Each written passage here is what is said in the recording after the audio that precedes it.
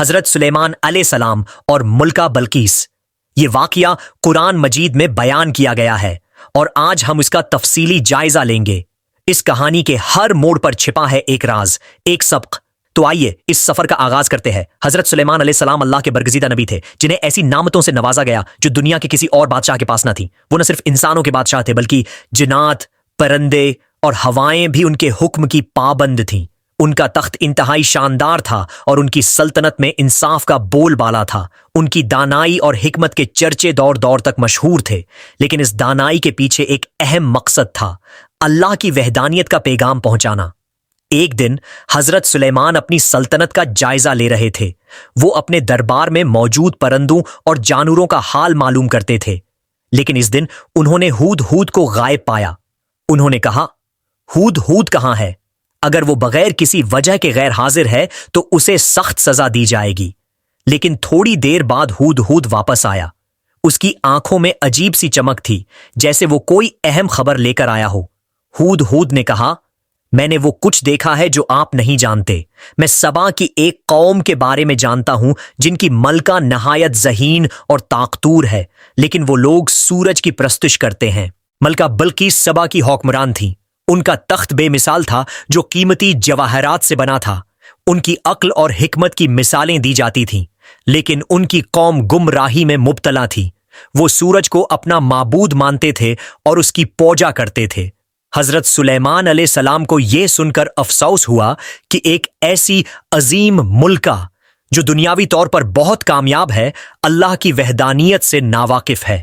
حضرت سلیمان نے فیصلہ کیا کہ وہ ملکہ بلقیس کو اللہ کا پیغام پہنچائیں گے۔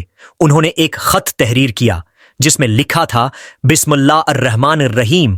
یہ خط سلیمان کی طرف سے ہے۔ سرکشی چھوڑ دو اور اللہ کی وحدانیت کو قبول کرو۔ یہ خط ہود کے ذریعے ملکہ بلقیس تک پہنچایا گیا۔ جب ہود ملکہ بلقیس کے دربار میں پہنچا تو اس نے خط ان کے سامنے رکھا۔ ملکہ نے خط پڑھا اور وہ حیرت زدہ ہو گئیں۔ انہوں نے فوراً اپنے درباریوں کو جمع کیا اور ان سے مشورہ کیا۔ ملکہ نے کہا، یہ خط کسی عام بادشاہ کا نہیں، یہ ایک عظیم ہستی کا پیغام ہے۔ ہمیں اس معاملے کو سمجھداری سے دیکھنا ہوگا۔ ملکہ بلقیس نے ایک سفارتی طریقہ اپنایا۔ انہوں نے حضرت سلیمان کے پاس تحفے بھیجنے کا فیصلہ کیا تاکہ یہ جان سکیں کہ ان کی نیت کیا ہے۔ جب تحفے حضرت سلیمان کے دربار میں پہنچے تو انہوں نے کہا، کیا تم مجھے دنیاوی مال و دولت سے متاثر کرنا چاہتے ہو؟ اللہ نے مجھے وہ کچھ دیا ہے جو تمہارے پاس نہیں۔ انہوں نے تحفے واپس کر دیے اور ملکہ بلقیس کو پیغام بھیجا کہ اگر وہ ہماری دعوت کو قبول نہ کریں تو انہیں ہمارے ساتھ جنگ کرنی ہوگی۔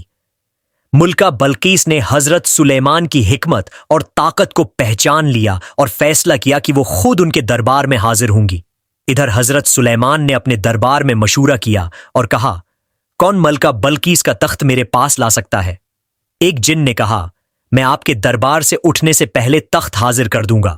لیکن ایک صاحب علم نے کہا، میں پلک جھپکنے سے پہلے تخت لے آؤں گا۔ اور اسی لمحے ملکہ بلقیس کا تخت حضرت سلیمان علیہ السلام کے سامنے موجود تھا۔ جب ملکہ بلقیس حضرت سلیمان کے دربار میں پہنچی تو انہوں نے اپنے تخت کو پہچان لیا۔ وہ حیران رہ گئیں کہ یہ کیسے ممکن ہوا۔